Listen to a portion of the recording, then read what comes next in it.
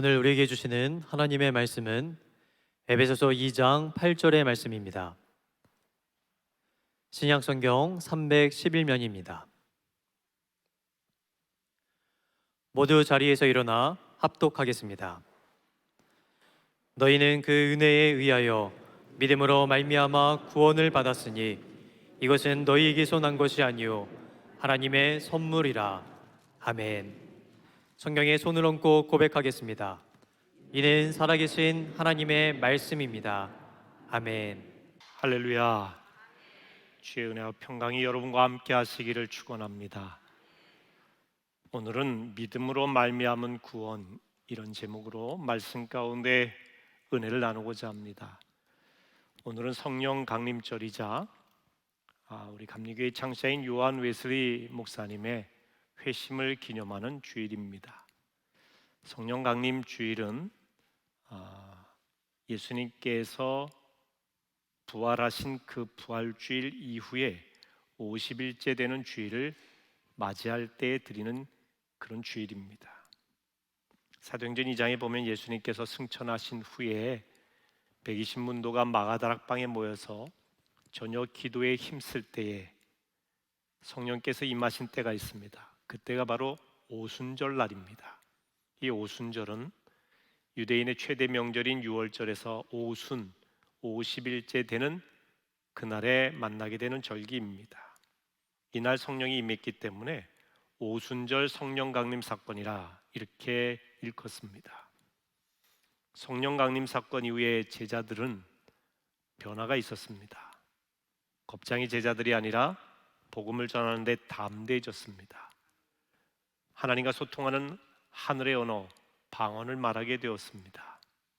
그리고 예루살렘에 교회를 세우게 되는 역사도 일어납니다. 예루살렘 외에 다른 지역에 복음을 전하는 선교사들이 등장을 합니다. 이게 모두 성령 강림과 관련된 일입니다. 교회는 사람이 세우지 않습니다. 성령의 역사입니다. 우리가 복음을 전하는 것도 성령의 능력으로 하는 것입니다. 예수를 믿고 영접하는 것도 성령의 감동하심의 결과입니다. 우리가 예수를 구주로 영접하고 천국 소망을 갖는 것도 우리의 의지나 노력이 아닙니다. 성령의 함께 하심입니다. 고린도전서 12장 3절에 보면 이런 말씀이 있습니다. 그러므로 내가 너희에게 알리노니 하나님의 영으로 말하는 자는 누구든지 예수를 저주할 자라 하지 아니하고 또 성령으로 아니하고는 누구든지 예수를 주시라 할 수 없느니라. 성령으로 아니하고는 예수 그리스도를 나의 주님이라고 인정할 수가 없습니다. 예수님이 나의 주님이라고 진심으로 고백한다면 여러분 안에 성령님이 계신 것입니다. 믿으시기를 바랍니다. 우리가 기도할 때 성령님은 우리의 연약함을 도우십니다. 능력을 주십니다. 지혜를 주십니다. 갈 길을 밝게 하는 판단력도 주십니다. 또한 입술에 권세를 주셔서 말씀을 전할 수 있도록 능력을 주십니다. 우리가 하나님의 자녀인 것을 확신하게 해주십니다. 그러니 이 성령이 강림하신 사건은 우리에게 있어서 교회가 세워지고 성도로 살아갈 수 있는 본질적인 일이기 때문에 매우 중요한 역사입니다. 또한 오늘은 감리교 창시자인 요한 웨슬리 목사님이 회심한 기념주일입니다. 웨슬리 목사님은 1703년에 태어나셨는데 그분이 옥스퍼드 대학을 다니고 신학을 하고 처음엔 영국 성공회 목회자로 신부로 부름을 받고 사역을 했습니다. 그런데 구원의 확신이 없었어요. 그러다가 1738년 5월 24일 저녁 9시 15분에 영국의 올더스케이 거리의 모라비안 교도들의 집회에서 회심을 경험하게 됩니다. 말씀을 듣다가 이상하게 마음의 뜨거워짐을 체험하게 됩니다. 당시 그는 성공의 신부로서 목회자였지만 더군다나 미국의 조지아주까지 가서 선교했던 선교사도 그 역할을 감당했던 분이지만 구원의 확신이 없다가 이 집회에서 뜨거움을 체험 안 하고 확신을 얻게 되었어요. 로마서 1장 17절 오직 의인은 믿음으로 말미암아 살리라, 이 말씀을 듣는 중에 뜨거워졌어요. 아, 그렇구나. 나는 물질로 사는 존재가 아니고 또한 율법으로 도덕으로 나의 의로 사는 존재도 아니고 세상적인 배경이나 환경에 따라 사는 존재가 아니라 나는 믿음으로 사는 하나님의 백성이구나. 이걸 깨닫게 된 거죠. 그 이후에 세계는 나의 교구라고 외치며 많은 사람에게 복음을 전했습니다. 그렇게 복음을 전하는 웨슬리와 함께 모인 사람들이 감리교 운동을 일으켰고 후에 그것이 감리교회가 된 것입니다. 이 감리교회를 영어로 메도디스트라고 합니다. 이 말은 규칙쟁이, 규칙벌레라고 하는 뜻이에요. 옥스퍼드 시절에 웨슬리와 함께 모인 홀리클럽 회원들, 신성클럽 회원들이 철저하게 규칙적으로 신앙생활을 했다는 데서 일컬어진 별명이 메도디스트입니다. 사람들이 놀린 거죠. 너희들은 그렇게 매일 기도하고 매일 성경 보고 매일 교도소 가서 사람들에게 복음을 전하고 매일 성찬식 하고 그렇게 답답하지 않냐? 그런 신앙생활 하는 거 너무나 어리석은 일 아니냐? 라고 당시에 많은 사람들이 비꼬으면서 하는 이야기가 메도디스트예요. 그런데 이 말이 영광스러운 감리교회의 칭호가 됐습니다. 그때 놀리던 사람들, 똑똑했던 사람들은 온데간데 없습니다. 하지만 감리교회의 정신, 복음의 정신, 철저한 신앙생활했던 웨슬리와 그들의 삶은 오늘 우리에게 전해지고 있습니다. 사람들의 평판에 휘둘리지 마세요. 언론의 평판에 휘둘리지 마세요. 더군다나 가짜 뉴스에 여러분 흔들리지 마세요. 교회에 대한 이런저런 보도 때문에 여러분의 신앙이 하나님과 멀어져서야 되겠습니까? 영혼을 잃어버리는 일이 되어서야 되겠습니까? 사람들의 이야기나 세상의 언론 때문에 진리가 훼손되지 않습니다. 물론 교회의 모순, 교회의 부족함, 목회자와 성도들의 부족함이 있어요. 그건 회개할 일이죠. 그러나 진리가 부족한 것은 아닙니다. 우리가 그걸 분명히 깨달아야 됩니다. 만약에 진리가 부족하고 영향력이 없다면 오늘날까지 복음이 전해졌겠습니까? 성경이 오늘날까지 왔겠습니까? 감리교회 운동이 오늘날까지 이렇게 전 세계적으로 수천만 명의 감리교회를 낳는 역사가 있었을까요? 그렇지 않은 거죠. 전 세계적으로 보면 감리교회인이 장로교인보다 훨씬 많습니다. 미국만 하더라도 감리교회, 미국 감리교회를 UMC라고 합니다. 연합감리교회라고 해서요. 그리고 침례교단이 미국에선 가장 큰 교단이에요. 미국엔 감리교인만 800만 명입니다. 우리나라는 전국적으로 6,660개의 감리교회와 130여만 명의 감리교도가 있습니다. 저는 교단의 규모를 말하려는 것이 아닙니다. 한 사람이 성령에 붙들리고 변화되자 어떤 영향력을 끼쳤는지를 말씀드리고자 하는 거예요. 성령에 붙들린 사람, 말씀으로 변화되어 성령의 뜨거움을 체험한 사람, 성령의 사람이 되면 전 세계를 나의 교구로 삼고 많은 사람들을 주께로 돌아오게 하는 축복의 통로가 될 수 있다는 것입니다. 한 사람의 변화가 끼치는 영향력이죠. 여러분 성경에 보면 예수님 한 사람으로 인하여 이 땅에 구원의 역사가 시작되지 않습니까? 한 사람 아담 때문에 멸망할 수밖에 없었던 인류가 한 사람 예수 그리스도로 인하여 구원받을 수 있는 길이 열렸어요. 그러니까 한 사람의 영향력이 얼마나 엄청납니까? 여러분 한 분이 변화되면 여러분 가족은 물론이고 주변 사람들에게 놀라운 역사를 경험하게 할 수 있는 통로가 되는 것입니다. 내 능력이 아니에요. 성령의 사람이 되시기를 주의 이름으로 축원합니다. 오늘 이 웨슬리 회심 주일을 맞이해서 웨슬리 목사님이 설교하셨던 대표적인 설교 한 편을 여러분과 함께 나누고자 합니다. 오늘의 설교의 원저자는 웨슬리 목사님이라고 할 수 있습니다. 물론 웨슬리 목사님이 하셨던 설교 그대로 하게 되면 여러분들이 그 시대적인 배경, 신학적인 배경이 잘 어떤 공부하지 않은 상황에서 듣다 보면은 좀 어려운 용어들도 많이 나오기 때문에 이것을 쉽게 제가 다시 각색을 했다고 표현할 수 있겠죠. 그래서 여러분들에게 말씀을 전하는 설교 내용인데요. 믿음으로 말미암는 구원이 바로 웨슬리 목사님의 대표적인 설교입니다. 하나님께서 인간에게 베푸시는 복은 모두 하나님의 은혜와 자비하심에서 비롯됩니다. 하나님의 자비는 우리가 받을 자격이 없음에도 불구하고 주어지는 은혜입니다. 은혜는 선물이에요. 은혜는 보상이 아닙니다. 무엇을 한 것에 대한 보상이 아니라 거저 주시는 것이라는 이야기입니다. 오늘날 우리가 호흡하는 것도 우리가 호흡할 수 있는 자격이 주어졌거나 공기를 만든 공로가 있어서 호흡할 수 있는 것이 아니지 않습니까? 하나님께서 거저 주시는 은총이지요. 마찬가지로 우리는 아무런 가치가 없는 죄인입니다. 죄인은 자신의 공로로 용서함을 받을 수가 없습니다. 그래서 본질상 우리는 모두가 멸망할 수밖에 없는 자녀들입니다. 부패한 나무에서는 부패한 열매만 맺힙니다. 아담과 하와 이후에 인간은 부패했기 때문에 부패한 인생에는 부패한 열매만 생기게 되는 것이지요. 특별히 성경에 보면 사람의 마음은 전적으로 부패했고 가증해서 하나님의 영광에 이르지 못한다고 했습니다. 그런데 하나님은 부패한 죄인에게 은혜를 베푸십니다. 하나님께서 베푸신 최고의 은혜는 구원입니다. 죄와 죽음으로부터의 구원입니다. 하나님께서 우리에게 주시는 구원의 선물에 대해 우리는 감사하다고 하는 말 외에 다른 말을 할 수가 없어요. 전적인 그분의 은혜이기 때문에 그렇습니다. 하나님의 이 은혜는 착하고 선하고 우리가 의롭게 살았기 때문에 주시는 것이 아니라 이미 우리가 죄인된 상태에 있을 때 먼저 주신 은총입니다. 오늘 본문에서 너희가 그 은혜로 인하여 믿음으로 말미암아 구원을 얻었다고 했습니다. 은혜는 구원의 원천이 됩니다. 그리고 믿음은 구원의 조건이 되는 것이죠.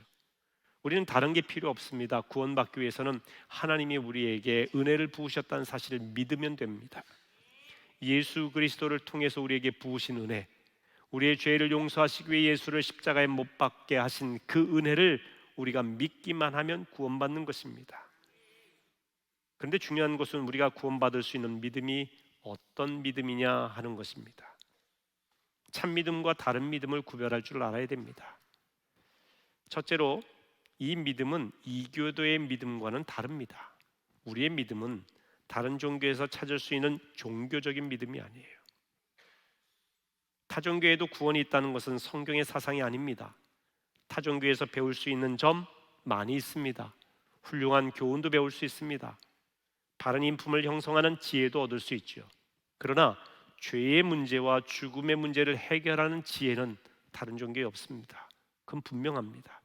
오직 구원에 이르는 지혜는 하나님의 말씀 성경 속에 있고 우리를 구원하실 분은 죽음에서 다시 살아나신 예수 그리스도 한 분이심을 여러분 확신하시기를 축원합니다. 그렇기 때문에 타종교 이교도들의 믿음과 다르다. 우리의 믿음은. 둘째로 이 믿음은 마귀의 믿음과 다릅니다. 마귀는 하나님의 의롭고 은혜로우심을 잘 알고 있습니다. 이것을 믿고 있어요. 하나님의 능력도 믿습니다. 예수 그리스도가 구세주이심도 믿습니다. 하나님의 말씀에 얼마나 능력이 있는지도 믿고 있습니다. 예수님을 만났을 때 누가복음 4장 34절에 보면 나는 당신이 누구인지 압니다. 하나님께서 보내신 거룩한 분입니다 라고 분명히 말하면서 예수가 누구신지를 알고 있었어요. 당시에 많은 사람들은 예수가 누구인지 몰라 그저 예언자 중에 한 명, 훌륭한 랍비 중에 한 명 정도로 알고 있었지만 마귀는 알고 있었다는 거예요. 하나님의 아들이라는 걸요. 마귀는 사도 바울이 구원의 길을 선포하는 것도 알고 있었다라고 성경에 보면 나와 있습니다. 마귀는 모든 걸 알고 있습니다. 결국 하나님께서 모든 원수를 멸하시리라는 것도 알고 믿었어요. 그런데 마귀의 믿음은 거기까지예요.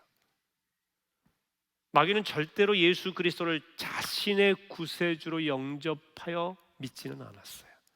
구세주이심을 알았지만 그분이 나의 구세주 되심을 받아들이지 않았어요. 이게 중요합니다. 하나님의 존재는 믿었지만 하나님 앞에 순종하는 삶을 살지는 않았어요. 하나님을 그저 알기만 하는 믿음, 고개만 끄덕끄덕 하는 정도의 믿음은 마귀의 믿음, 귀신의 믿음이에요. 여러분 교회 다니면서 이런 믿음이 얼마나 많은지 모릅니다. 진정한 믿음이 아니라는 얘기예요. 세 번째로 이 믿음은 예수의 제자들이 공생의 기간 중에 보여주었던 믿음과도 다릅니다. 제자들은 예수를 따르기 위해 모든 것을 버릴 정도로 믿었습니다. 또한 말씀을 전할 때 권세가 나타났고 귀신도 물리치는 능력도 있었습니다. 하나님 나라를 설교하기도 했습니다. 그러나 주님은 그들을 믿음 없는 세대라고 책망하셨어요. 겨자씨 한 알만한 믿음만 있어도 산을 옮길 수 있다고 했는데 제자들에겐 그 믿음이 없었어요. 믿음의 생명력이 없었습니다. 믿음의 지속성이 없었어요. 그리고 예수 그리스도만을 믿은 것이 아니에요. 그분으로부터 주어지는 그 무엇을 믿은 것이지요. 그렇기 때문에 예수께서 십자가에 달려 돌아가실 때에 제자들은 모두 다 흩어지고 말았습니다. 진정한 믿음은 예수님의 공생의 기간 중에 보여준 제자들의 믿음이 아니라는 거예요.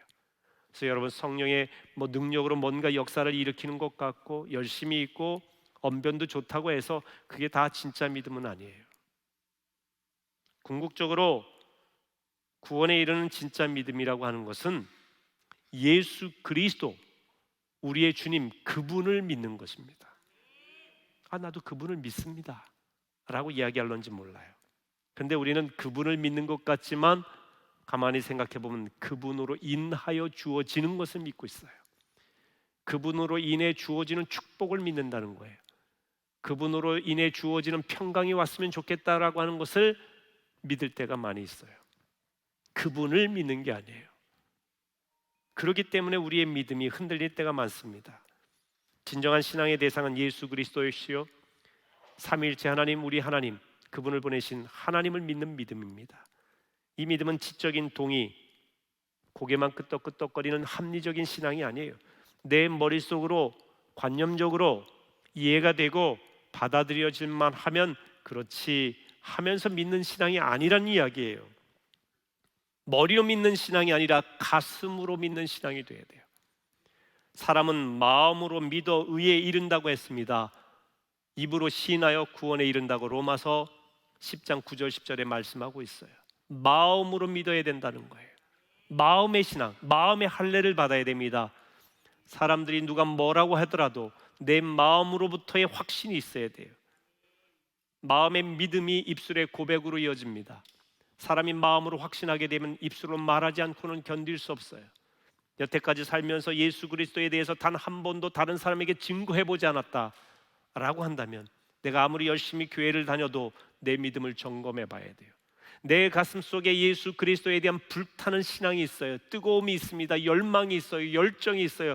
그분만으로 구원받는다고 하는 확신이 있는데 어찌하여 내 자녀들에게 말 못하는 겁니까? 왜 내 친지에게, 형제에게, 가까운 사람에게 왜 예수 그리스도를 증거하지 못할까요? 진짜 믿는다면, 이분으로 인하여 우리가 영원히 살 수 있는 길이 있다고 하는 걸 믿는다면 말입니다. 마음으로 믿어야 된다는 것입니다. 무엇을 마음으로 진심으로 믿어야 되느냐? 예수 그리스도의 십자가와 부활입니다.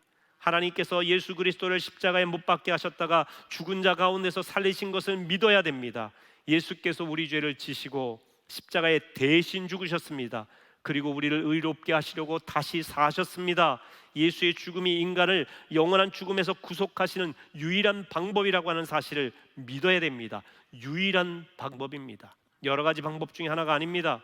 그리고 예수의 부활이 우리의 생명을 회복하는 바로 그 생명 회복의 위대한 역사임을 믿어야 됩니다. 그리스도인의 믿음은 성경에 나오는 복음 전체의 동의함과 동시에 그 말씀을 의존하는 거예요. 성경을 읽고 그래 믿습니다, 받아들입니다, 여기서 끝나면 안 돼요. 내 삶이 전체적으로 전적으로 그 말씀을 의존하고 신뢰함으로 순종함으로 나가야 됩니다. 참신앙은 성경에 동의하는 차원을 넘어서서 예수 그리스도의 죽음과 부활에 전적으로 의존하는 것입니다. 이것이 믿음이에요. 사도 바울을 보세요. 다메섹 도상에서 예수를 믿은 이후에 자기의 전 삶을 예수 그리스도의 십자가, 부활을 증거하는 일에 던지게 됩니다. 조금도 아까워하지 않습니다. 그동안 내가 기대왔던 것, 의지해왔던 모든 것이 배설물이구나 라는 걸 깨닫게 됩니다. 그 배설물을 의지하는 자신의 어리석음을 벗어던지고 주를 위해 목숨 걸고 전도하지 않습니까? 가슴에 예수 그리스도에 대한 불타는 뜨거운 소망, 열정, 신앙이 있기 때문에 그런 것이죠. 믿음으로 말미암는 구원이 우리의 진정한 구원의 역사입니다. 그럼 믿음으로 말미암는 구원이란 무엇이냐? 무엇보다도 현재의 구원입니다. 그러니까 미래적인 구원 받을 것이다가 아니에요. 바울은 에베소 교인들에게 너희는 구원 받을 것이다, You will be saved 이렇게 말한 게 아닙니다. 오늘 2장 8절에 보면 너희가 믿음으로 말미암아 은혜로 구원을 받았다, You are saved, 구원 받았다는 거예요. 너희가 지금 죄에서 구원받은 상태라는 것이죠. 이것이 믿음으로 말미암는 구원이에요. 성경에 있는 대로 예수 그리스도를 믿는 모든 사람을 하나님은 모든 죄에서 구원하실 것입니다. 믿는 그 순간 구원받은 것입니다. 원죄나 자범죄나 과거의 죄나 현재의 죄를 막론하고 육과 영의 모든 죄에서 구원하십니다. 어떻게 할 때? 예수 그리스도를 믿을 때 말입니다. 믿음으로 말미암는 구원이란 바로 이런 것이에요.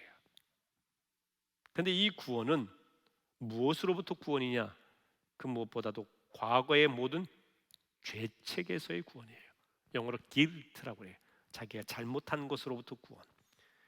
여러분, 과거에 잘못 없으십니까? 과거가 깨끗하신가요? 하나도 잘못한 거 없어요? 반성하고 돌아보고 부끄러운 것 하나도 없습니까? 하나도 없다고 하는 그 자체가 거짓말이겠죠. 없다고 하는 그 즉시 그게 죄가 됩니다. 없는 사람이 없습니다. 모든 사람이 범죄하여 하나님의 영광에서 떠났다고 성경은 말하고 있어요. 의인은 없나니 하나도 없다고 했습니다. 하나님께서 이 죄를 물으신다면 하나님 앞에 설 사람이 없어요.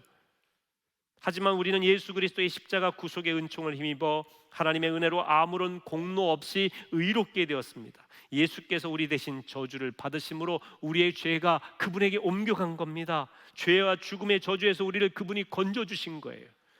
그러므로 예수 그리스도를 믿는 사람에게는 결코 정죄함이 없습니다. 죄가 있다고 단정하지 못한다는 거예요. 죄인이라고 못 박지 못한다는 거예요. 죄인이었지만 예수 그리스도께서 우리의 죄를 맡으심으로 우리는 더 이상 정죄함에 시달릴 필요가 없어요. 생명의 성령의 법이 죄와 사망의 법에서 우리를 해방하였다. 로마서 8장 1절에 분명히 말씀하고 있습니다. 그러니까 죄책에서 벗어나는 거예요. 이 죄책감에서 구원받은 사람은 두려움에서도 구원을 받습니다. 사람이 인생이 두려운 이유는 죄책감 때문이에요. 이 죄로 인해서 내가 벌 받을까 봐 두려운 마음이 있지 않습니까? 죄에 대한 형벌에 대한 두려움에서 벗어난다는 것은 그야말로 우리가 환호성을 칠 만한 일이죠. 그래서 성경은 복음입니다. 두려움에서 구원받은 그리스도인은 하나님을 무서운 주인으로 인식하는 것이 아니라 사랑이 많으신 아버지로 인식하고 살아갑니다. 우리가 신앙생활할 때요, 종의 신앙과 양자의 신앙이 있어요. 양자는 법적으로 자녀가 되었기 때문에 자녀입니다. 자녀의 신앙을 말하죠. 종의 신앙은 신앙을 갖긴 가졌는데 아직까지 믿음으로 말미암는 의와 구원에 대한 확신이 없음으로 말미암아 늘 두려워하는 거예요. 하나님을 믿어도 이분은 벌 주시는 분으로 인식해서 두려워서 믿어요. 교회 안 나가면 벌 받을 것 같아. 차 사고 날 것 같아. 뭔가 잘못될 것 같아서 두려워서 믿는 신앙이 종의 신앙이에요. 이 신앙은 무조건 잘못됐다 그렇게 말씀드리는 건 아닙니다. 이 신앙이라도 있어야 나오긴 하겠죠. 그 신앙을 계기로 하나님의 자녀된 신앙을 가질 수 있는 은혜의 계기가 될 것입니다. 그런데 이 신앙을 갖게 된 사람들이 어느 날 여러 가지 계기로 인해서 주일 성수를 잘 안 하게 되고 또 하나님 앞에 철저하게 헌신하고 헌금하는 생활을 좀 더디게 하게 돼요. 근데 삶에 별 문제가 일어나질 않아. 벌이 내릴 줄 알았는데, 문제가 생길 줄 알았는데, 사고라도 당할 줄 알았는데 아무 문제가 없는 거예요. 뭐 하나님 안 믿어도 큰 상관이 없구나. 종의 신앙을 가진 사람은 상황과 환경에 따라서 그 신앙이 들쭉날쭉합니다. 진정한 신앙이 되기가 어려워요. 그러니 철저하게 예수 그리스도의 구원의 은혜에 대한 자유함을 맛보고 살아가는 게 아니에요. 늘 사람들의 말, 환경, 시선, 평가, 사람들의 기준에 따라 살아가요. 그러니까 자유함이 없어요. 흔들립니다. 하나님을 아버지라 부르는 하나님의 자녀들은 하나님의 아버지시기 때문에 세상 상황과 판단과 환경과 말에 흔들리지는 않습니다. 하나님이 말씀하신 것이 그에게 진리예요. 그런데 우리가 하나님의 자녀라고 하는 사실을 누가 증거하시느냐? 성령님이십니다.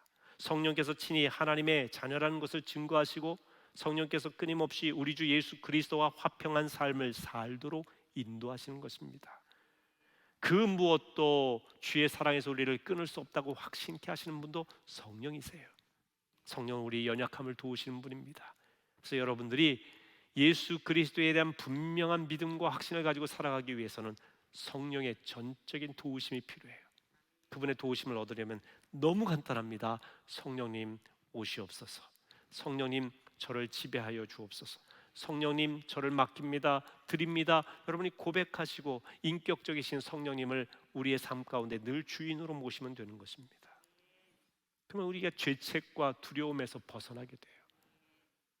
그리고 그리스도인은 죄책에서 구원받는 동시에 죄의 지배로부터 구원을 받습니다. Power of sin, 죄의 권능, 죄의 지배력, 여기로부터 구원받는 거예요.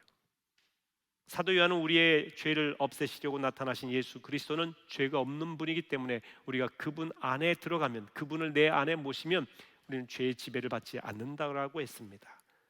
또한 요한일서 5장 18절에는 이렇게 말씀하고 있지요. 같이 읽습니다.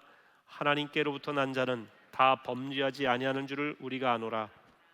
하나님께로부터 나신 자가 그를 지키심에 악한 자가 그를 만지지도 못하느니라.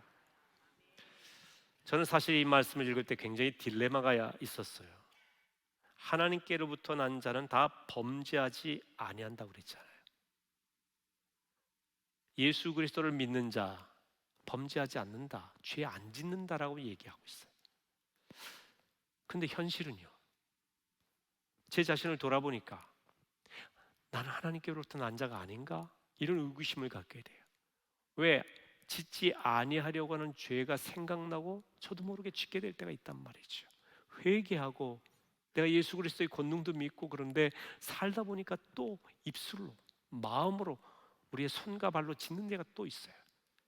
하나님께로부터 난 자는 범죄하지 아니한다고 했는데 이 말이 무엇을 의미하는가? 이것이 웨슬리를 통해서 보면 죄의 지배력이에요.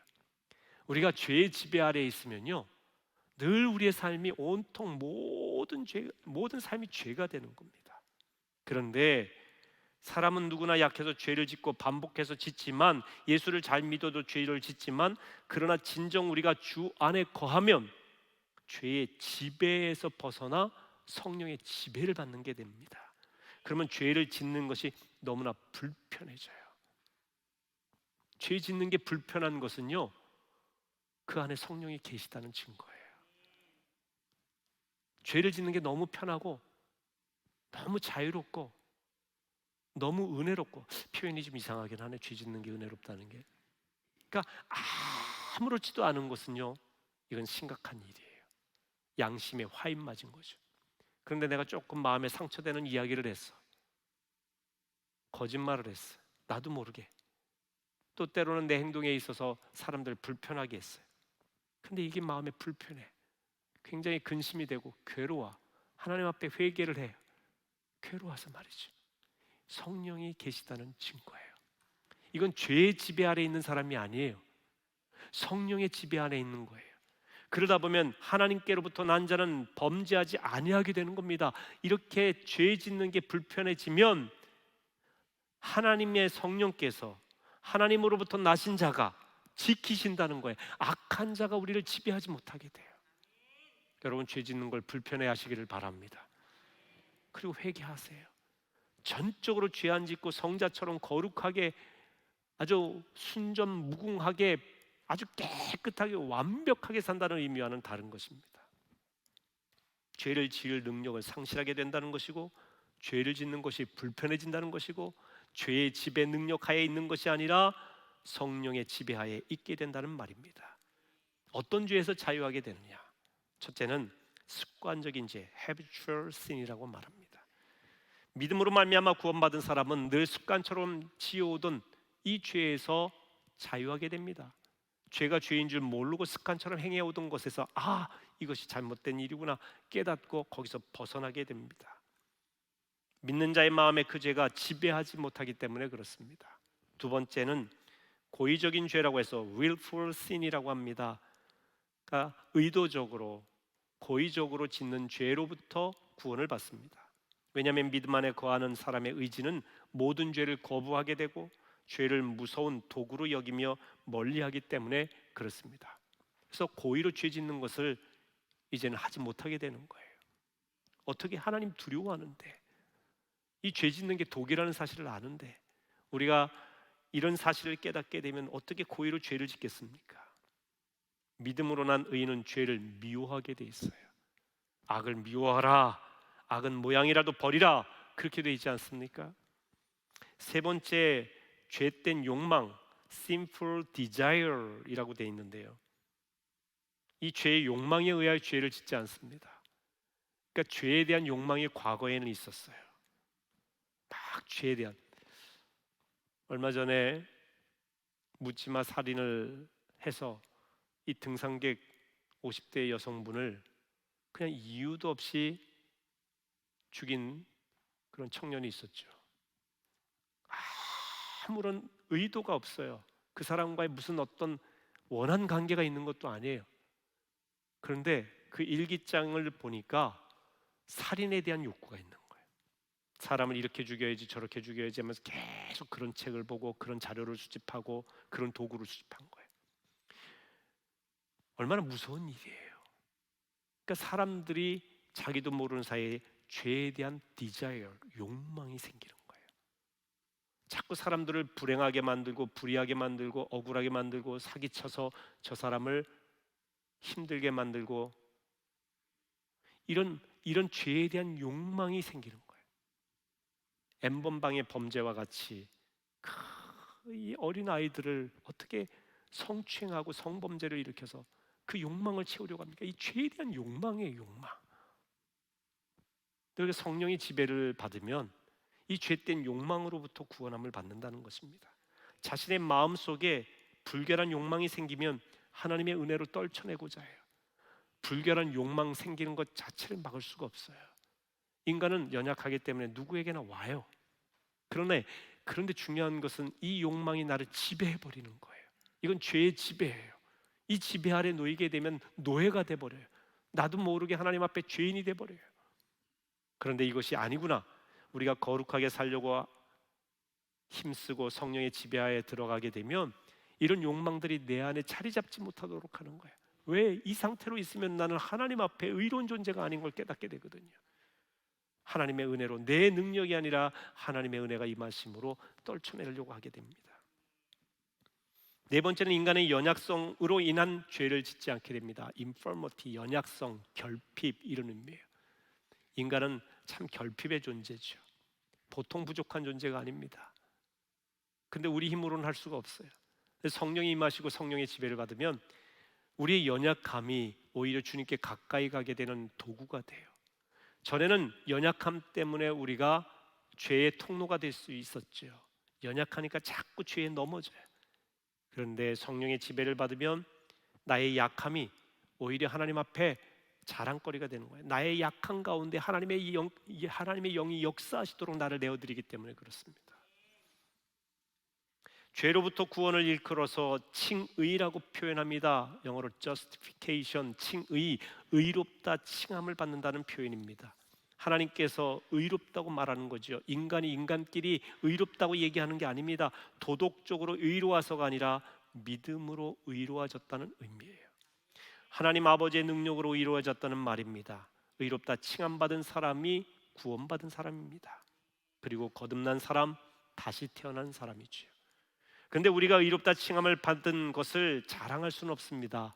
왜냐하면 우리 행위로 얻은 구원이 아니기 때문에 그렇습니다. 우리가 의롭게 되고 구원받는 데 있어서 우리의 공로는 단 하나도 없습니다. 오직 하나님께서 베푸신 풍성한 은혜로 우리는 구원을 받는 것입니다. 하나님께서 예수 그리스도를 통하여 은혜를 베푸셨기 때문에 우리의 자랑은 오직 예수 그리스도이십니다. 성경은 분명히 이렇게 말합니다. 오늘 본문 다시 보겠습니다. 너희는 그 은혜에 의하여 예수 그리스도를 믿음으로 말미암아 구원을 받았으니 이것은 너희에게서 난 것이 아니요 하나님의 선물이라. 아멘. 구원은 값없이 받는 선물이에요. 우리에게는 너무나 분수에 넘치는 선물이죠. 엄청난 선물입니다. 우리가 믿는 것도 하나님의 은혜요, 믿음으로 구원받는 것도 하나님의 은혜요, 믿은 이후에 거룩한 하나님 뜻대로 살아가는 것도 그분의 은혜입니다. 그래서 우리는 오직 풍성하신 하나님의 은혜를 찬양할 뿐입니다. 그런데 예수 그리스도를 믿음으로 구원받는다는 것이 자칫 오해를 불러일으킬 수 있다고 웨슬리는 이야기합니다. 믿음만 있으면 어떻게 살아도 괜찮다는 말이냐라고 하는 오해 말입니다. 믿음만 있으면 죄를 지어도 된다는 식으로 생각하는 것은 매우 위험합니다. 초대교회 때 영지주의자들은 이런 생각을 가졌어요. 내게 영적인 지식이 있는데 이 영적인 지식만 있으면 되지 내 삶이 무슨 상관이냐, 행함으로 구원받는 거 아니지 않느냐, 행동하고는 상관없다 선을 그으면서 그들이 어떤 성적인 불의한 일을 저지르든지 육체를 통해서 행하는 여러 가지 나쁜 짓 구원하고 상관없다 이렇게 얘기하는 이단이 있었어요. 심지어 아주 보수적이고 극단적인 그런 예정론자들 중에는 이미 우리가 예수를 믿음으로 예정되어서 구원받으면 우리가 무슨 짓을 해도 예정되었기 때문에 구원함을 받는다라고 이야기하는 극단적인 이 예정론자들이 있었습니다. 오늘날도 있습니다. 그런데요, 아마 웨슬리 목사님 시대에도 그런 사람들이 있었던 것 같습니다. 근데 분명히 이렇게 얘기합니다. 어느 날 구원의 확신을 얻었다고 영원히 구원받는 것으로 생각하면 안 됩니다. 구원받았으니 아무렇게나 살아도 하나님은 나를 구원할 것이라고 생각하는 것은 착각입니다. 이런 신앙관을 지니면 교만해집니다. 구원받은 사람이라도 얼마든지 탈락의 가능성이 있습니다. 하나님은 처음에 택하셨던 이스라엘 백성들이 타락하자 그들을 잘라내셨습니다.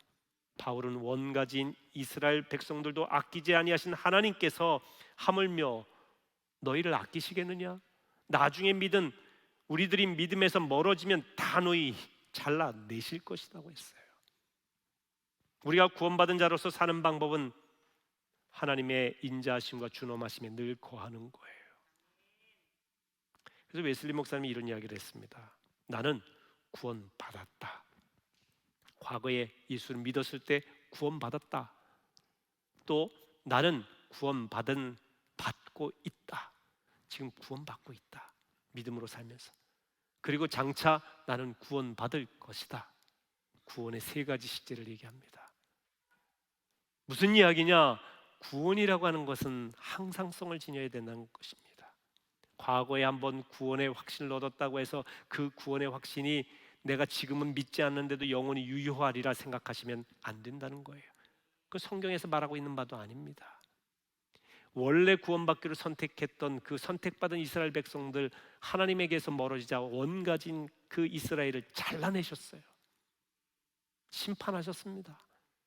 그러니 이방인들이 예수를 믿고 구원받은 그 백성들 얼마든지 하나님과 멀어지면 잘라내신다는 거예요. 여러분, 하나님은 준엄하신 분이에요. 인자하시면서도 준엄하신 분입니다.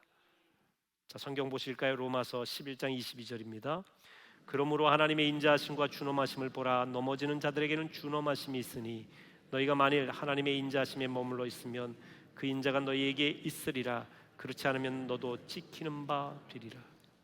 넘어지는 자에게는 준엄하시고, 그래서 우리는 그분의 인자하심에 거해야 된다. 이 말은 뭘 말하느냐? 인자하심은 그분의 사랑을 말하고 준엄하심은 그분의 공의를 말합니다. 하나님의 사랑은 의로운 사랑이고 하나님의 공의는 사랑의 의로움입니다. 사랑과 공의 두 속성은 예수님의 십자가에서 완성이 되셨어요. 하나님의 사랑은 이런 겁니다. 인간을 불쌍히 여기셔서 인간을 구원하기 위해 예수를 보내셨어요. 독생자 예수를 말이죠. 그런데 인간의 죄의 문제를 분명히 해결하는 공의 하나님이시기 때문에 그 아들을 보내셔서 십자가에서 죄값을 치르게 하신 겁니다. 이것이 공의예요.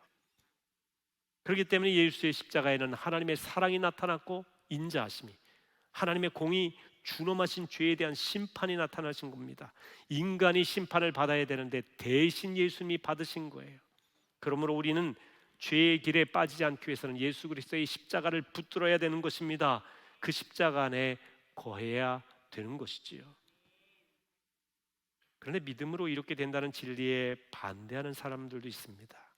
그들은 사람이 할 수 있는 모든 선을 다 했는데도 구원받을 수 없다면 정말 실망스러운 일이 아니냐, 이렇게 반문합니다.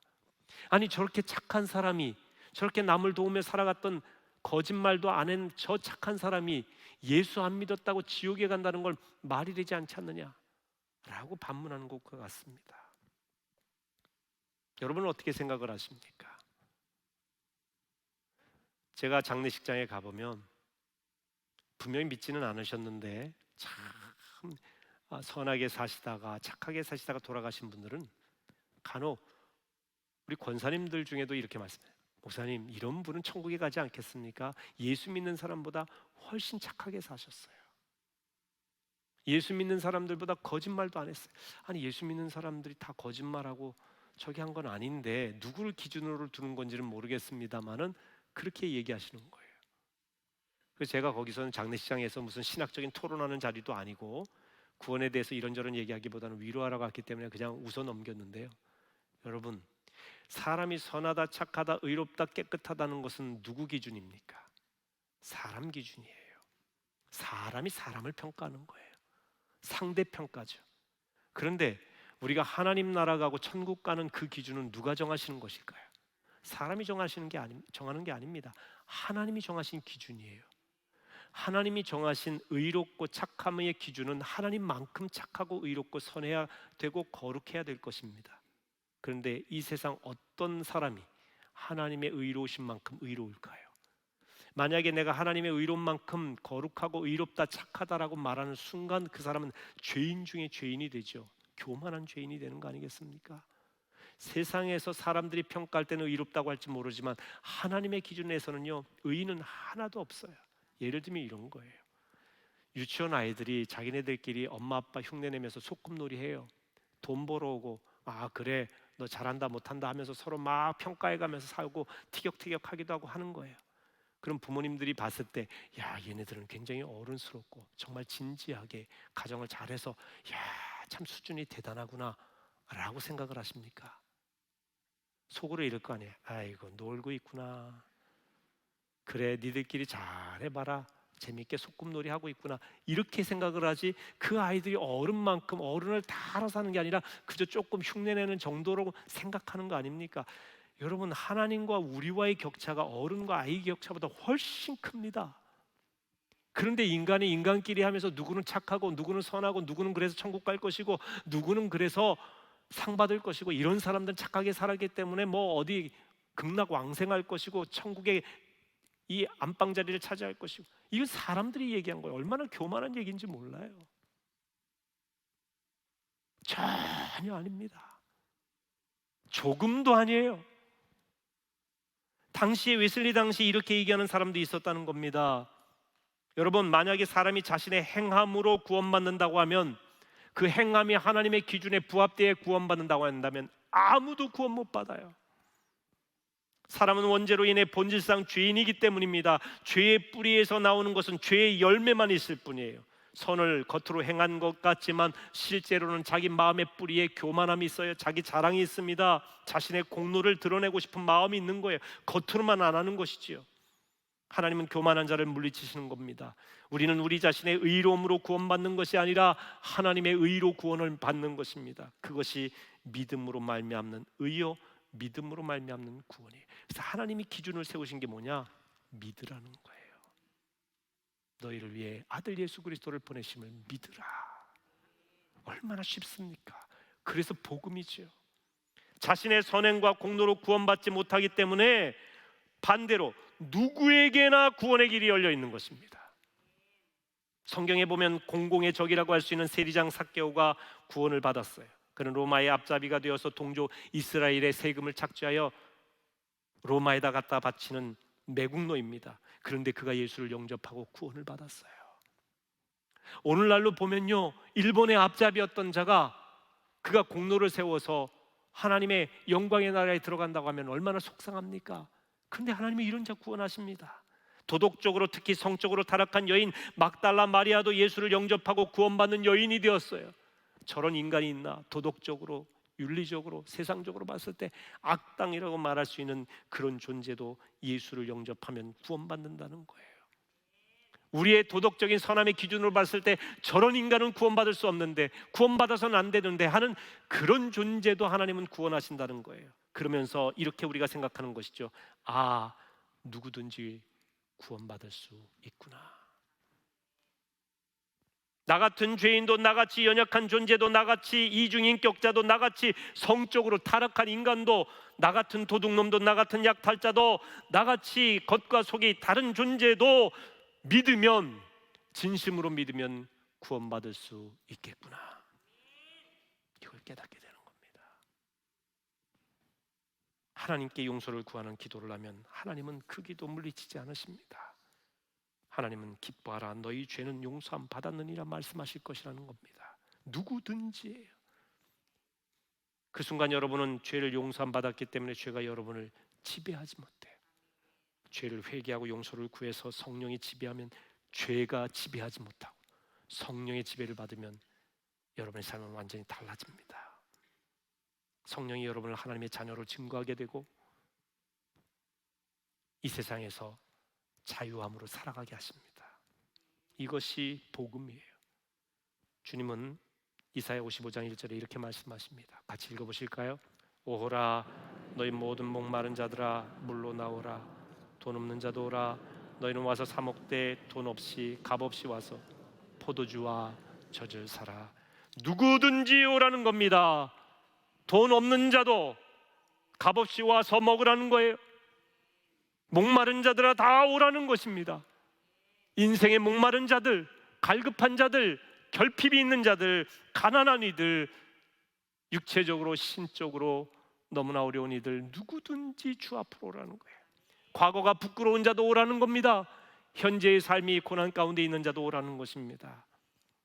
그리고 진홍같이 붉은 모든 죄 주님 앞에 회개할 때에 용서하신다 라고 말씀하십니다. 그러니 여호와께로 돌아오라. 하나님께 돌아오면 모든 죄를 너그러이 용서하십니다. 그걸 믿는 거예요. 여러분, 우리가 믿는 신앙이 주는 예수 그리스도, 우리가 전할 첫 번째 메시지는 누구든지 예수를 믿으면 구원을 얻으리라. 시작. 누구든지 예수를 믿으면 구원을 얻으리라. 바로 이것입니다. 예수는 의인을 부르러 오신 분이 아니라 죄인을 불러 구원하기 위해서 오셨습니다. 세상에는 의인이 없어요. 모두가 죄인이에요. 다시 말하면 모든 사람의 구세주로 오셨다는 이야기입니다. 그래서 우리는 모든 사람을 대상으로 아직도 이 사실을 깨닫지 못한 자에게 믿음으로 말미암는 구원을 전파해야 될 줄로 믿습니다. 여러분이 믿음으로 말미암아 구원받았음을 확신하며 날마다 주 안에서 승리하며 살아가시기를 축원합니다. 기도하시겠습니다. 예수 그리스도를 믿음으로 죄와 죽음에서 구원하신 하나님을 찬양합니다. 믿음으로 말미암은 구원을 확신하며 날마다 승리의 삶을 살아가게 하옵소서. 죄의 지배 아래 살지 말게 하시고 성령의 지배 가운데 살아가게 도와 주시옵소서. 또한 아직도 깨닫지 못하는 많은 사람들에게 믿음으로 말미암는 구원의 은혜를 전파하며 살아가는 전도자들이 다 될 수 있도록 인도하여 주시옵소서. 이 모든 일에 성령께서 주관하심을 믿고 성령님 의지하며 성령의 인도하심 따라 순종하며 나아가는 모든 성도들이 되게 해 주시옵소서.